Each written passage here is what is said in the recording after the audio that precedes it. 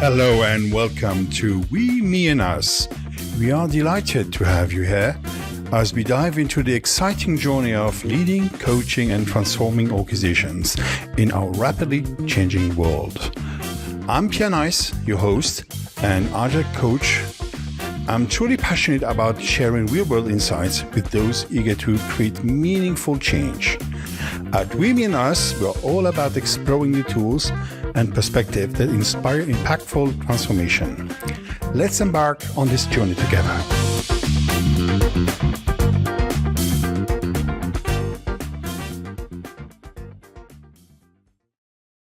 Hello and welcome, Virginia Anderson, my dear friend. So Virginia is a coach, is my colleague, a good friend, a very good mate, and she is also my trainer, how to become a proper coach, and a trainer to become a proper supervision coach. And I was her trainer to become a proper agile coach. So it's really quite interesting. So she's not influenceable at all. And that's good. So you're very, and I like her pretty much. And we love, to be really honest, before launching the record button, we chatted around 20 minutes because we like to chat with each other. And this is how it is. I hope you will feel it. So again, welcome, Virginia. Thank you. Who are you properly? Who are you? Who am I? I would say I am a worldly person. Someone who has lived and experienced the world globally. Oh, where did you live? I have lived in Minnesota, where I grew up. I lived in Chicago. I lived in Portugal. And I've lived in Luxembourg. And I have traveled the world. You know, when you have those maps and then you put all those fun dots all over the world, I have covered the world pretty well, but I have missed Africa. So I need to, and South America. Those are two places I've been. Yeah, so do I. But I'm pretty jealous because you traveled to Mongolia too. I did. Oh, twice. Twice? Oh my God. Twice. A dream. Yeah. So I would say I love people and I love learning about people. So I'm a curious person who just would love to help and inspire the world to perform and, be happy. Yeah, be happy. That's very American. Just be happy. Well, I'm from Minnesota and we're called Minnesota nice. All right. Okay. But I'm not always nice, so I have to say. Yeah, that's good. That's good. But so what are you doing professionally, as a profession, maybe as a passion? What are you doing? What am I doing? So I work, I would have to say I work with individuals, I work with teams, I work with complex situations, complex environments to help the human person perform better. Yeah, whether it's a team, whether it is an individual, whatever level. And my passion is actually in sports. So I used to play basketball professionally, and I coach people, and kids with basketball, and I'm still refereeing, which is much more a passion. And I like to control, so I'm a commissioner, so I can control things too. But I adore just the way the systems move and the way people play and creating a framework to just enjoy life, if I can say. So, you have some kind of techniques. When you do things, you talk about coaching. What kind of coaching is your coaching? It's my coaching. Yeah. So I am based on my coaching skills and competencies are based on the International Coaches Federation. And so I use those competencies all the time. Plus, I have different types of tools that I use, exercises. So I'm super experiential. I absolutely love to get people to get out of their heads, get into their bodies, because they say that when you experience something, you're going to remember it longer. So also, I love to see different perspectives. So, and to read the environment and what is going on. I'm not a life coach, but life is life. So, yeah, so I love business process. I adore business processes and flushing them out and seeing what's functioning and working. I love, just helping senior leaders be able to perform better and to motivate and inspire their teams and helping them get into the flow, I would say. Resonates a lot. Resonates a lot. So I think you also are the EMCC, right? So not only the International Coaching Federation, not only ICF. Yeah, I haven't signed up yet. Okay. But I'm going to. I'm going to because also I'm a supervisor, coaching supervisor, and what the EMCC is a space that really recognizes the importance of supporting coaches, and so that is a space where I can actually be recognized as a supervisory coach or coaching supervisor, where I can work that way. The International Coaches Federation has only just moved into that space. They were much more on skill development. So I'm a mentor coach also, and I work with skill development with coaches. But yes, I'm moving into that space because it's so important. And in Europe, you have many people who are European, and so they go more towards this European mentor and coaching group. I mean, there you also have mentors. So I also work with mentors too. So you have to explain what is coaching, then what is mentoring, what is then supervision coaching. What are these things? All these things. Yeah, Yeah. systemic coaching. Can I ask that too? Basketball sport coaching.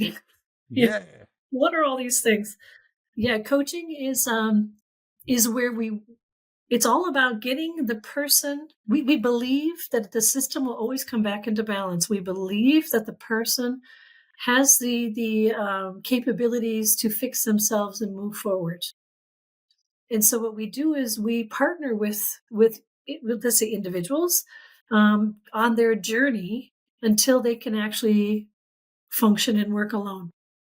So in a way, it's like I help you on the bike. I say, where do you want to go?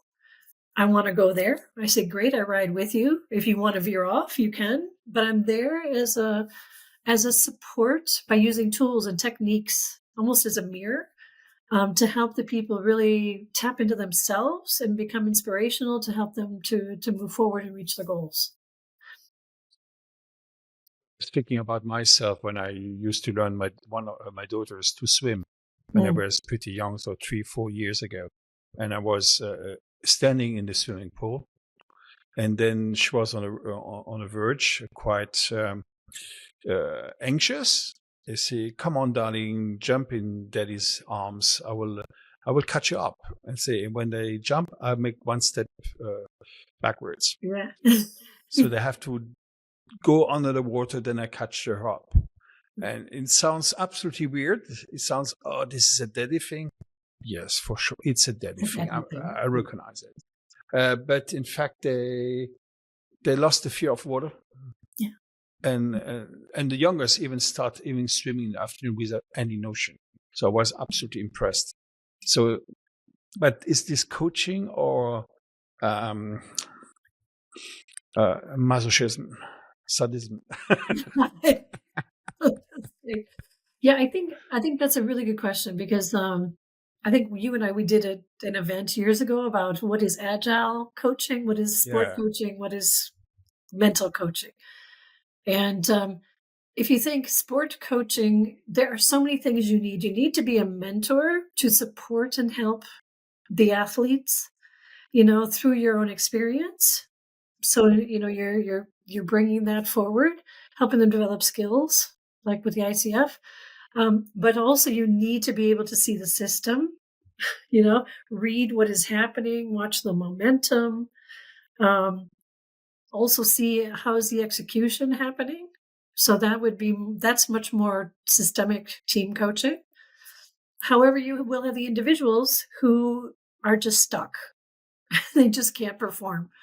They just keep missing. So instead, if I'm going to say, go do this, that's not going to help the person to perform. Yeah, that's correct. Yeah. If I say, this is what I do. So I see someone they're missing, but I'm also seeing, they're missing the same place every time. And I'm saying, okay, well, fine. Your body's lined up wrong now. Let's put your left foot forward. They now are balanced. I'm like, how does that feel? And then they're shooting and they realize it. I'm like, close your eyes. Where is the basket? Where do you feel that you are? And so then they start to get it into themselves and they can tell and feel and experience. We help coaching is more helping the person realize things. Yeah, because when you can realize it, you can shift it, you can change it, you can adapt it. But I like also the way you say it's not only realizing, we are making the assumption that the person already know the answer. Yeah. We are just helping the scavenger scavenging. What, in fact, is to reveal to itself or himself or herself. Yeah. So if you think like this, the whole psychology space, if we see coaching is in the now and helping whoever you're working with move forward. If you see people are really, really stuck, so we look for patterns, which is so important. And if the person is really, really stuck, then we question it. We say, what is really going on here? Yeah, because I always say that everybody has holes in front of us. And if you have a really deep hole, you need a psychologist, psychotherapist to help you go into the past to see what is going on. We are just always on the verge, really on the limit, right? Yeah. Okay, I have a psychological background, more than engineering. I'm more coming from that area. Yeah. And you have to control yourself all the time. Yeah. Not to slide into a therapist approach. Yeah, absolutely. Self-management is huge. Oh, I say code of ethics. This is quite of. Even people know I'm you know me. I'm a master in very stupid dad jokes. I do it all the time. And I get shocked. Yes. Oh yeah, because you're coming from Minnesota. That's so the level of shocking it's nothing regard what we are used to have in Europe, right? Yeah. And it's how I build trust, because I'm impressed by the power of the comedians bashing people, and it's not how it's perceived by the people getting the information. Yeah. Have all and laughter is something, but it's tricky, right? Very tricky. Yeah. I think this year is getting better. The last 2 years ago was way more people offended. Now I think it's getting better. Yeah. Or maybe I'm getting wiser. I don't know. I don't. Yeah. What this really reminds me of, because you said, what is coaching supervision? Yeah. Supervision coaching, however you want to present it. It's helping people in the people business.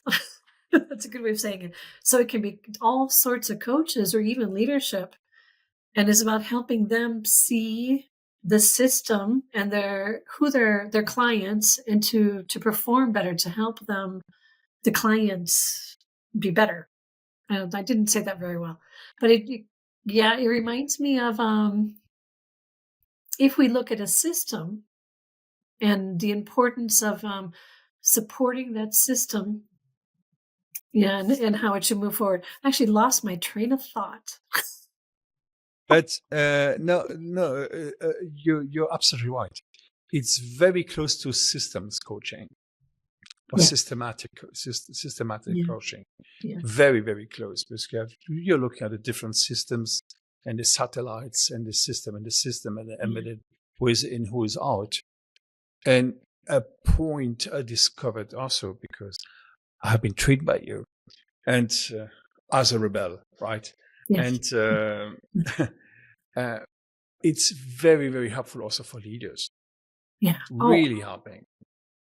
So important. And what's so nice in that space is you're not only maybe doing a little coaching, but you can also give advice.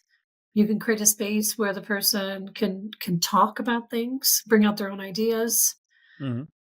But it's we don't tell them. If they say, "What is your idea? What's your opinion?" It's like, "Well, let's flush it out first, and then I'm happy to give you a different perspective." Yeah, but then there's a part, I would say we are tellers regarding the ethics, regarding the Yes. contracting. Yes, yes, yes, exactly. Actually, now I remember. I lost my train of thought. Now it's back. Thank you. And it's actually super important. A colleague of mine, she's an ICF assessor, so she's actually credentialing people, and saying that they have passed and they've received the credentials. And she said right now they're really worried that not enough training schools are talking about conflict of interest, the ethical aspects, because they're moving much more towards team systemic coaching. And there's a lot of conflict of interest that are popping up. You know, can I I coach the CEO at the same time as I'm coaching his team? layers of complexity. We have more internal coaches now. Yes, yes.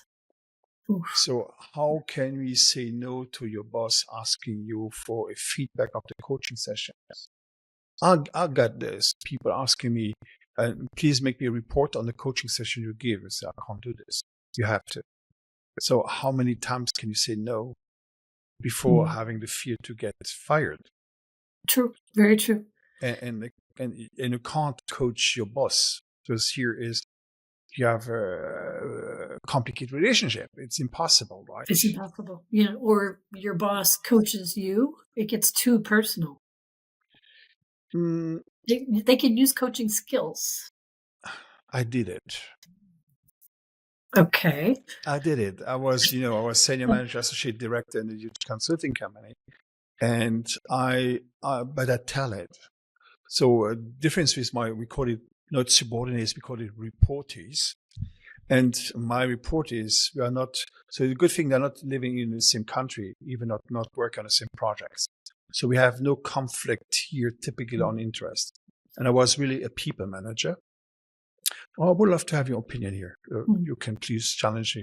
Maybe I'm completely wrong. But so they had to have some kind of quarterly goals, learning goals, and a career plan. And what you say, we started on January, the first week of January. Say, what do you want to achieve this year? Yeah. Mm-hmm. And we defined together. Then I was say more this, not here. So I asked a couple of questions. I was helping, supportive, and guiding. It was more close to supervision than pure coaching.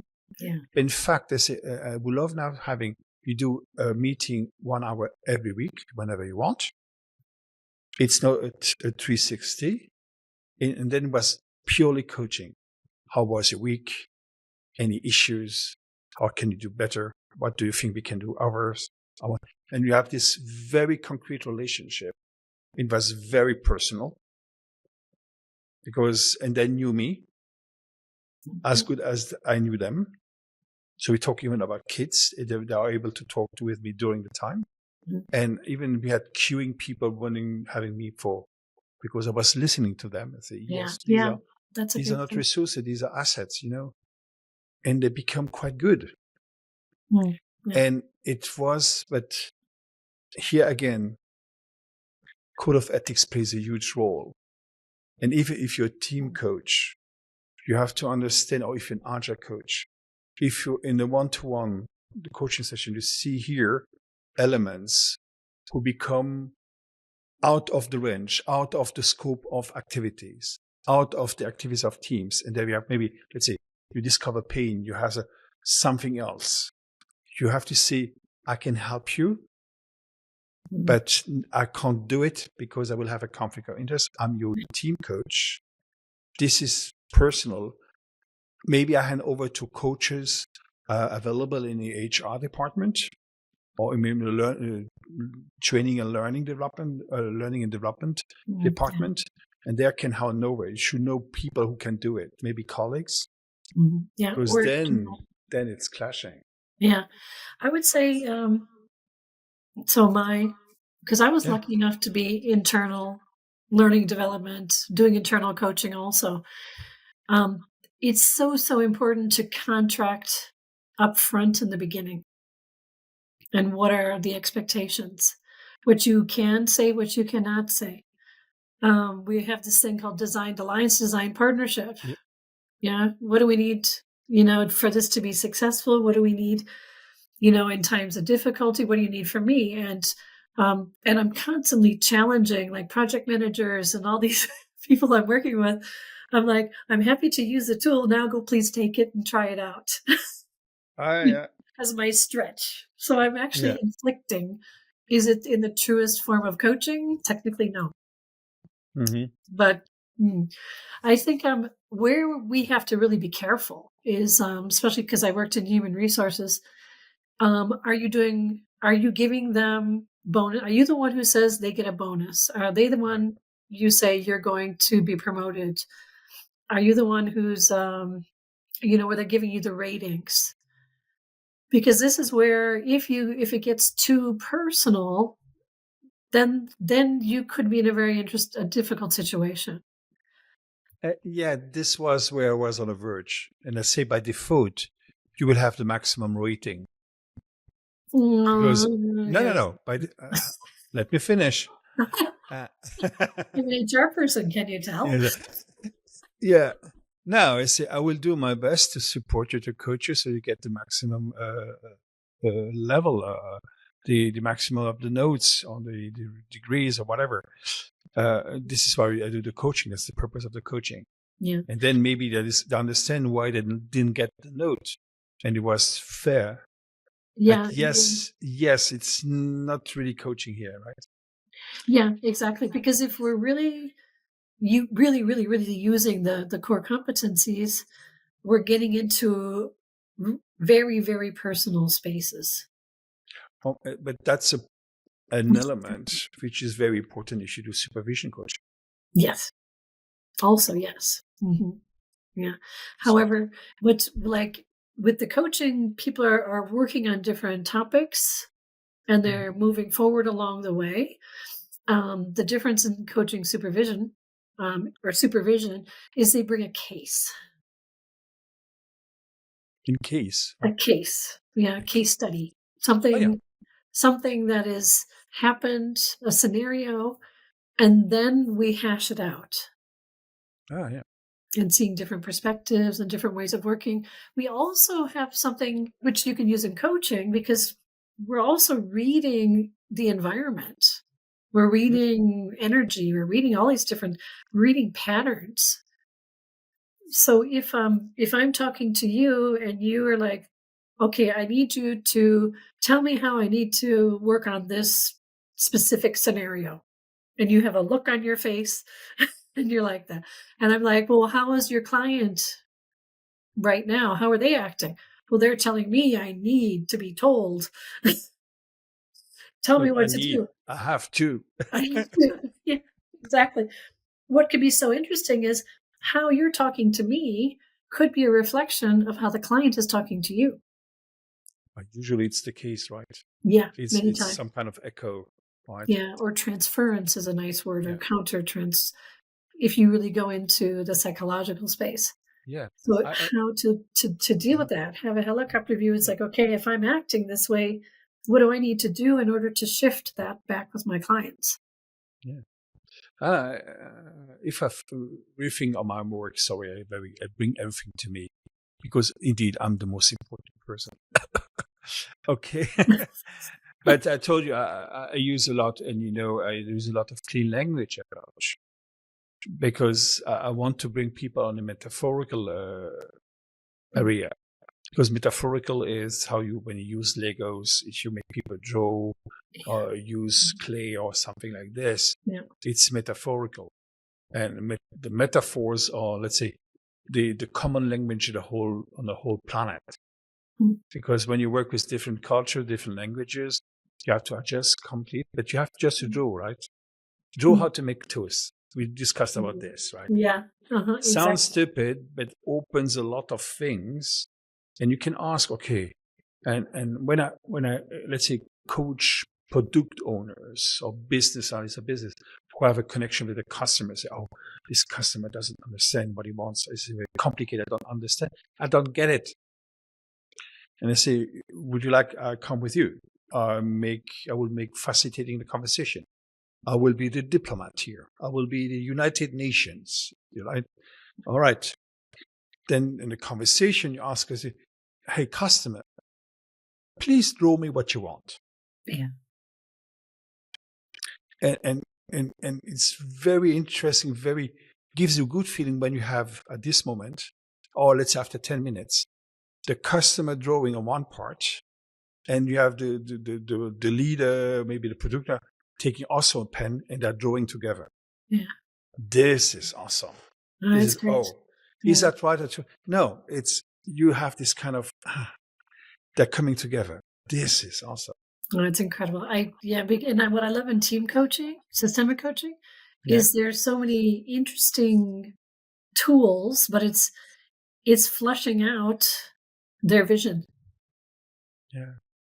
Like I remember when I was working with you, we did a thing called Lance work.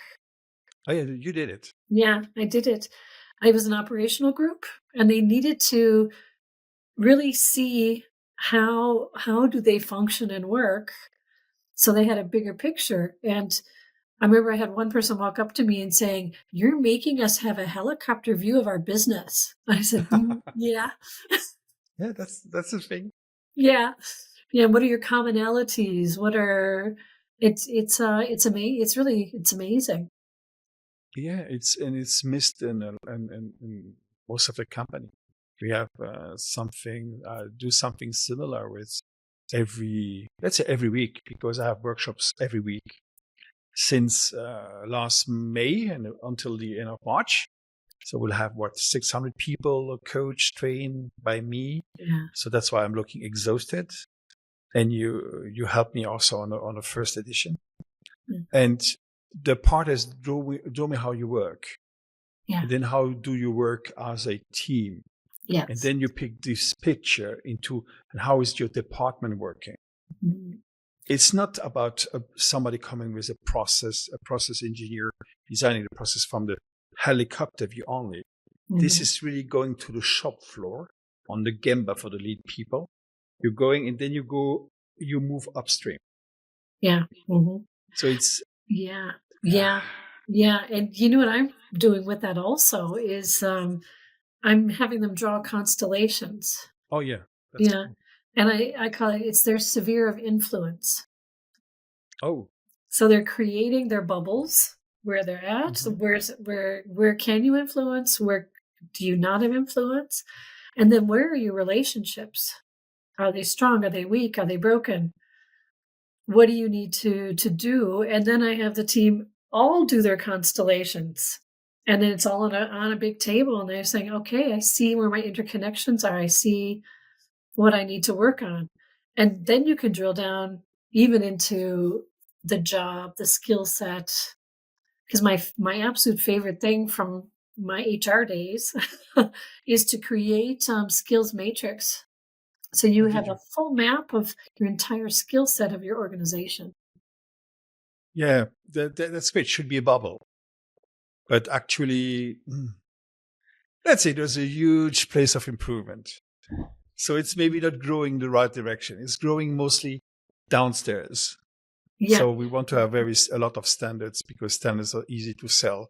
So even if you're in a huge, was part of the Big Fours, so we have here the level of knowledge.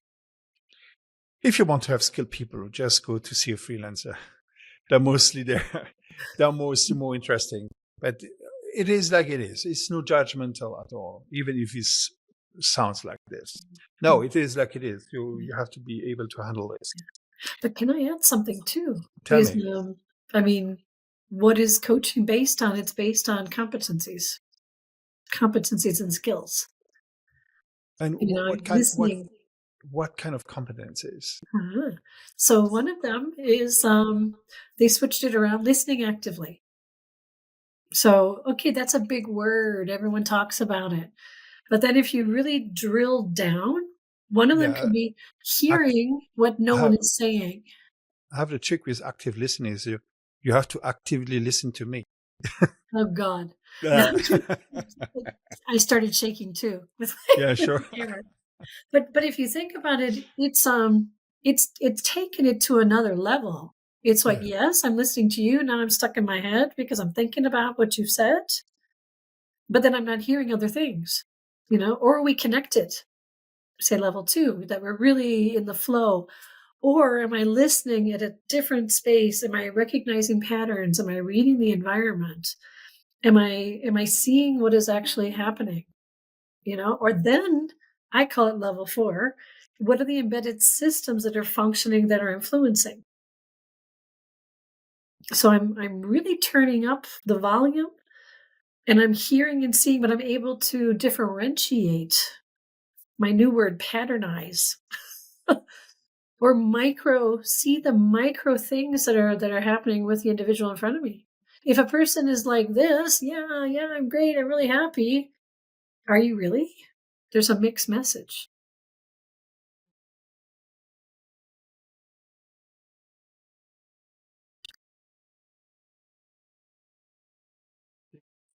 Clean language Mm. helps you to bring you in a active listening part and to speak better. But in fact, I was thinking, okay, what is the core thing? Something you have naturally is empathy. Yeah. Mhm. This ability to resonate with the people. You see, level 1, you analyze, level 2, you feel, and level 3, you anticipate, something like this. Yeah, And, yeah, and and, then and you can then patternize it. yeah, but I would say I would never recommend to go down to the pattern it, because usually I would say level 2 empathy is quite enough, because empathy is also when you get exhausted. When I make supervision of coaches, Mm. and then you start on Monday nothing, and then Monday at 9 you have you're fully booked for the whole week, and only 1 hour meeting. Or Pierre, can we talk? And can we talk what's happening? I did a lot of things. I'm exhausted. I did nothing. I'll say that's usually one of the symptoms, right? Yeah. I did nothing means, okay, what did you? I did with the teams. Oh yeah, what happened is very rapidly you're absorbing the emotions, Yes. and Mhm. and one time maybe you're just blocked and you're not able to give it away again, and at one time you're mixing all these my emotions or somebody else's emotions. Mm. So on the verge of psychotherapy, psychology here, really really tough. But we stay still as a coach, right? Mhm. To help him to vent a bit, right? Mm. And this is also something we never care. We never, or maybe never take properly into account. Mm. Yeah, The maintenance of coaches. yeah. It's quite funny, and I still remember when I did this design partnership when I was Yeah. working with you with that group. At one point, I'm like, you can, it's okay to speak up with respect, and then I said, but it's not a venting session. And it was great because the learning and development guy was like, "Oh my god, I love that! Thank you for writing it down." Was Because not good. because it's so, you just said it's so easy, frustrations, things, because people don't have enough information, or they don't have information, that there is no information, that they get into stress. And then you and I were standing there, and then boom, it hits us. I got it, the venting. I get it. Let's say end of June in Skopje after 3 days. And the last 5 minutes, because they made to give the feedback and the training, we made an assessment, blah, blah, blah, blah. They say, oh, you rate me just 3.5 on 5. What can I do to get 4? And this, oh, Boom.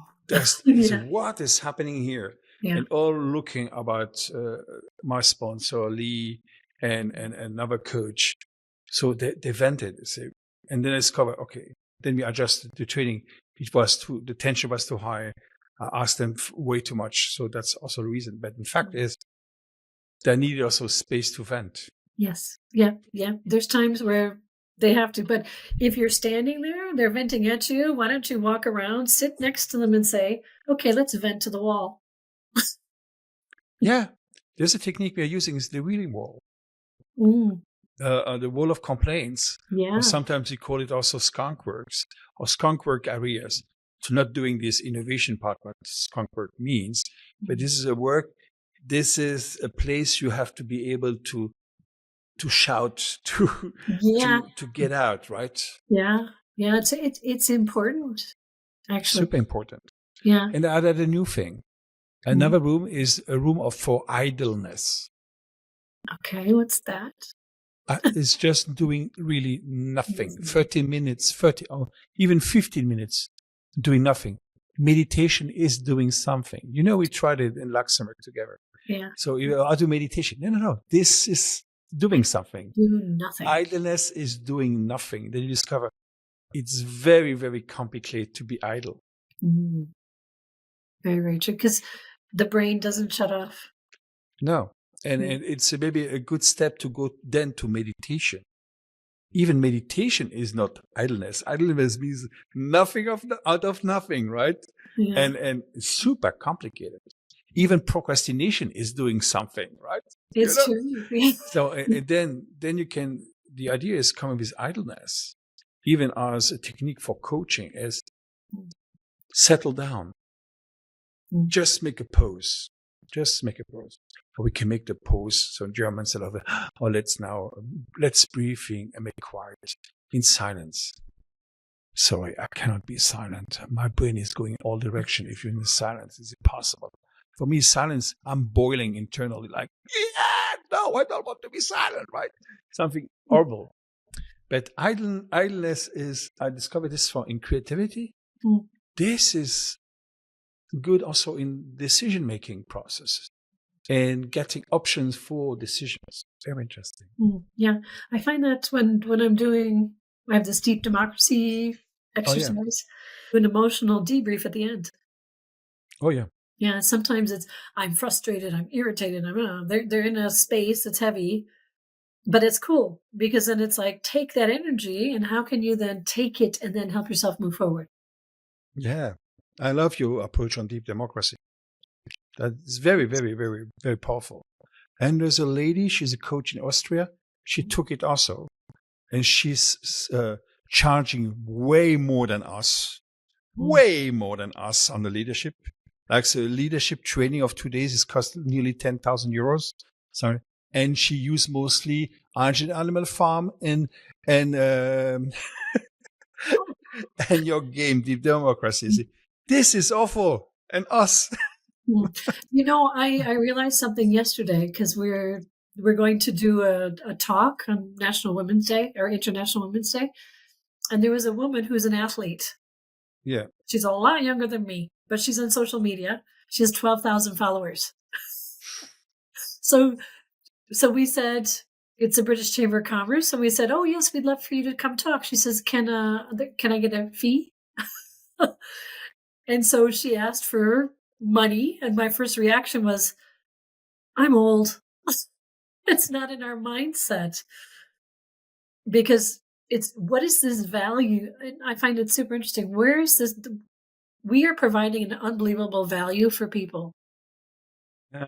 But the younger people have a structure around social media and number of likes and all those type of things that gives them a value. I do it too because I was just 1 month younger than you.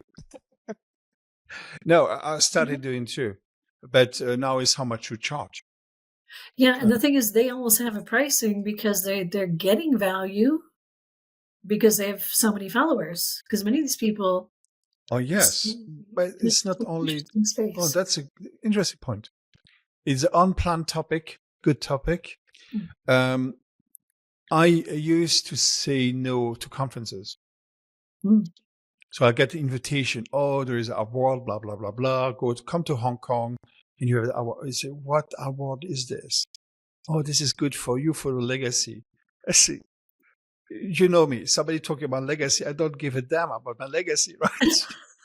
I have 2 daughters. Done. My legacy is over. It's done. Nothing more. I wrote books. Even if it was not for legacies, I hand over. But I see, and you say, think about, okay, if I want to have Hong Kong, was never in Hong Kong. getting an award, but you pay what? And it's Hong Kong is for me 1 week. So you're paying the travel expenses. Yes. You think about the 1 week you're not charging, you're not productive. Yeah. So in fact, that 1 week cost me nearly 20,000 euros. Yeah. Yeah, exactly. So then I got the feedback 10 years ago from lawyers from New York. And they say, Pierre, you're doing a lot of things for free. I say, yeah, because community, blah, blah, blah, agile community. I say, good. How many people are using your stuff and never mentioning you? How many did you get royalties? I say, no. Okay, then Pierre, you're working for charity. I say, yeah. So then I have a budget for charity. Let's say if you're in the Middle East, in let's say a country we have no money, and you say, okay, give me a flight ticket, I can a sofa, and I can do it for free. But if you come here and you know this is a huge budget, you don't charge too much. You should charge like a day, a performance day, or you can ask a workshop. I come 1-2 days earlier. I provide a workshop, so it's not costing you. But maybe I can cover my costs. At least I cover my costs, right? Mm-hmm. But sometimes you come in a lot of conferences. I will talk here most about organization design conference, about project management conference, management leadership, blah blah blah, and agile, the ones which I'm going, and after 10 years, you listen to the same thing again and again. Yeah. There's nothing innovation, or you're coming in your field of research. So you have to calm you down because you say, what the crap are you talking about? This is just stupid. And you cannot say this. Yeah. Because you will be the grumpy old creepy guy. So it's a way to filter.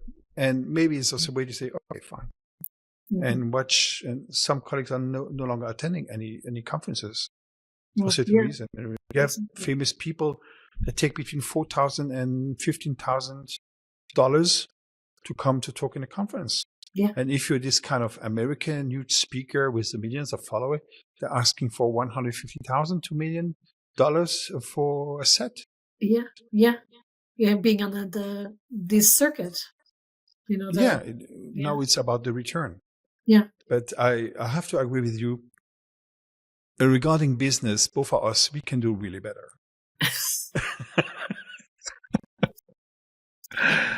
I have one of my master's degree in marketing. I'm really bad in my own marketing.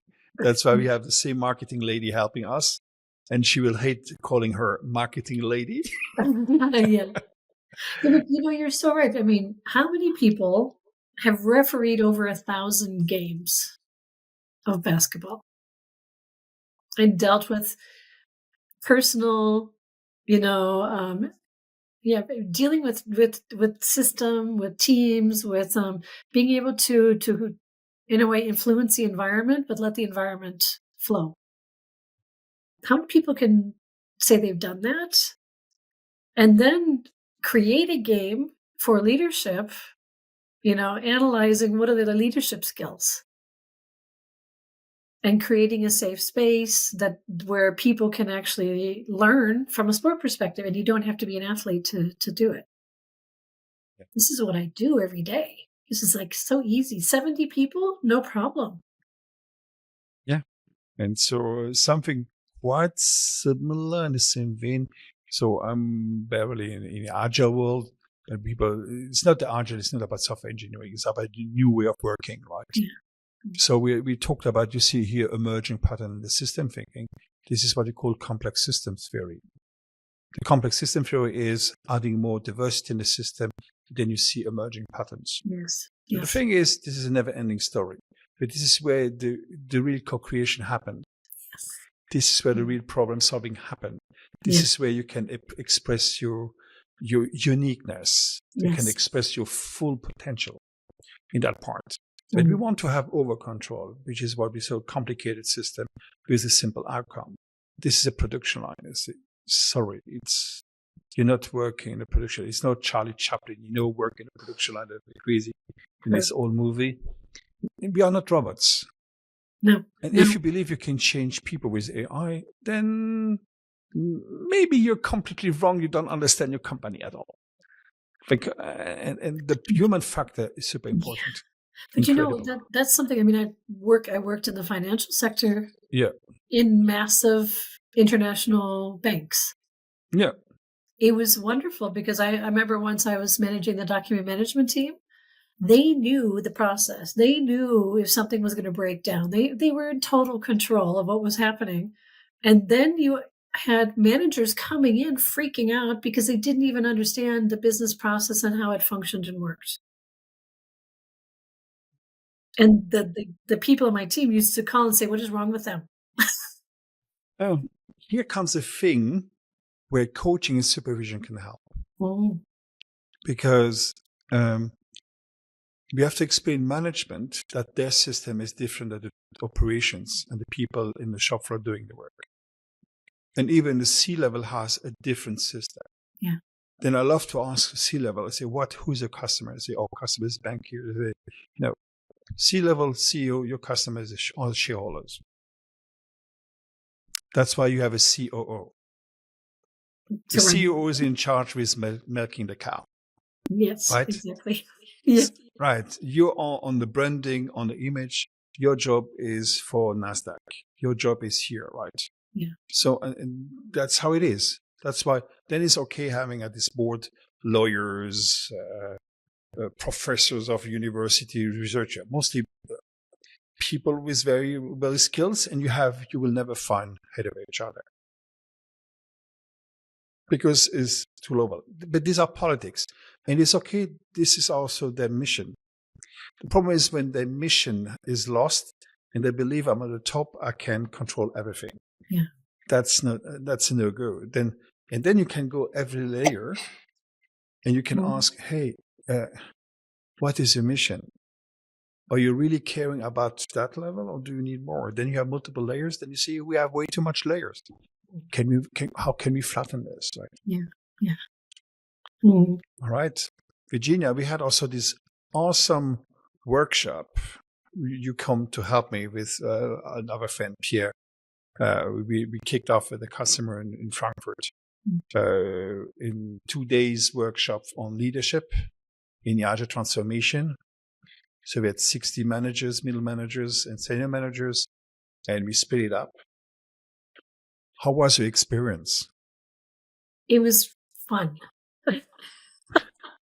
My favorite word. For me, what was so interesting is when we brought in tools and techniques that they can use and especially on my side, because it was operations. I found a lot of people, they didn't know. It was like, what is this? What are we doing? We don't know what we're doing. What is our direction? I remember you always said to me, if you don't have your purpose and objective of how you're going to move forward, people are going to move into chaos. So I saw chaos. And also I have to explain when you say operations, if you have IT people, it's not IT operations.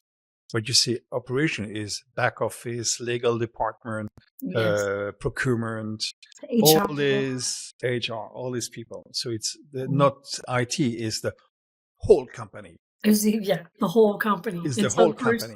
All the questions popping up, it's like, I'm a manager here, but am I still going to manage? What does it look like? Think HR, how do I recruit? What does the organization look like? What was fantastic is we had the simplest tools. One is we call edges. So, getting over these changes, where are you? Everybody mapped it out. The change curve with smiley faces. Where are you at? We were fleshing out where they are now and where they would love to be in the future. And I did a deep democracy where I got people to talk. And there was a point where the group said, we need more information. And at the end, the CFO was there in the room and she looked and she said, they're not over the edge. We need to shift. We need to move forward. So for me, it was so interesting that the senior management who was in the room actually heard what the people were saying, and they saw these They saw the fear, they saw the uncertainty, but they saw the passion and excitement Oh too yeah. from, "Ooh, this is something new. We can design something new." And, it was really team coaching.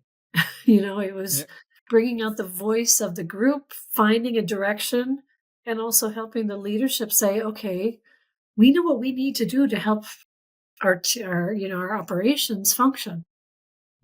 Yeah. So you open the mind. So and the technique I use. So this is maybe not too confusing for you. Was a bit confusing for our other colleague. Is we had the learning scenario, because this is transformative learning, transformative workshop. So it's not instructing, it's educating. Yeah. And so we have the scenario, you have the content. Let's say don't follow the contents, Mhm. because you did it very well, because you were because you use a coaching skill, Yeah. Yeah. the coaching and facilitation. This made a difference. This is usually where and they loved it.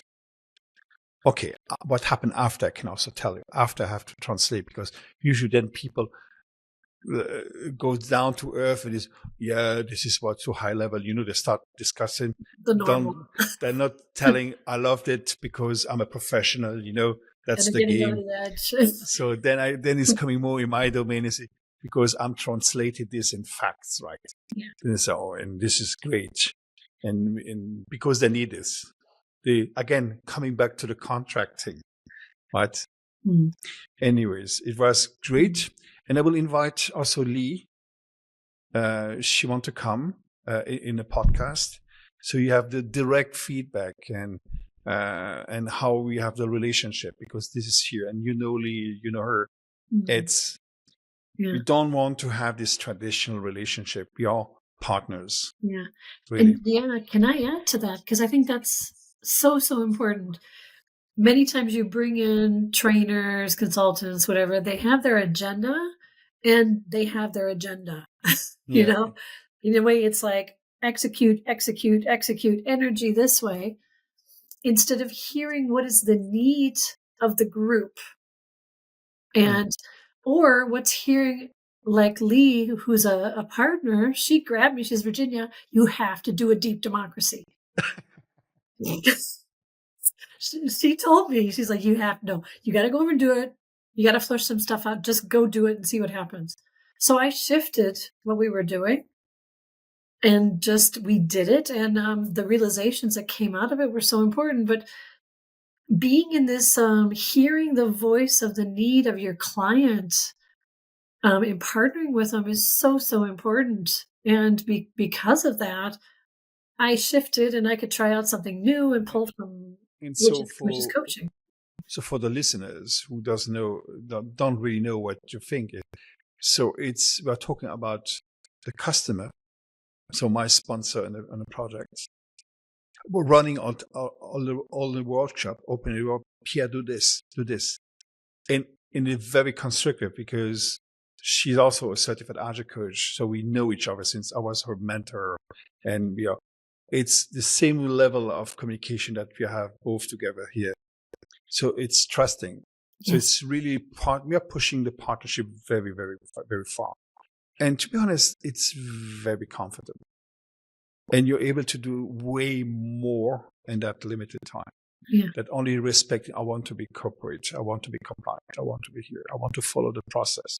Mm-hmm. And then you have polls after, and people say, oh, it's not really good, because only the one who were angry have the time to respond to the questionnaires. Oh, yeah. Right.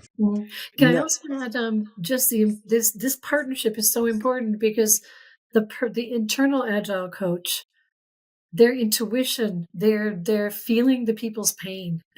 They're realizing, they're seeing the processes, they're embedded in it. And if to be able to talk to them, and then they give the intuition, which can help you then actually adapt and change to the group that is in front of you, linked to, whatever the objective is that you want to get out of it. It's so important. So I guess we have to make another session just on agile coaching.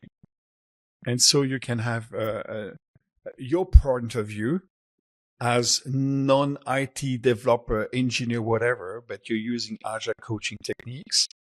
And it's absolutely fabulous because I check in the time. We're speaking nearly 50 minutes, a bit more. Ooh, that's too much.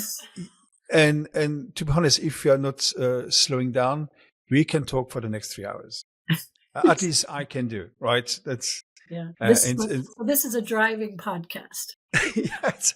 Yeah. No, I will invite you if you're okay for other sections, other sessions, because there's a couple of things that we can talk about the event you want to make in end of March, maybe May, which I think is great. Is for coaching and workshops. This is also, you have a certification program on the go during the weekend. So that's, I think, awesome. I would love to come in. If you give me the date on time. Yeah. And also, I have a point to explain what I do the workshops, maybe with Lee. And you can tell me, is that supervision or not? Can be great from, let's say, for my trainer's perspective. So I want to avoid to say nonsense. And yes, we have to talk about a lot of things. We just scratch the surface. Okay, Virginia Anderson, from Minnesota, nice, living in Luxembourg. In reality, living in Germany at the German border to Luxembourg. Don't tell that to the Luxembourgers. No. And you're Luxembourgish too, right? I am. Let's cross fingers. The next 10 years, maybe I become Swiss. If that didn't kick me out, say no, you're too noisy for us. Go away.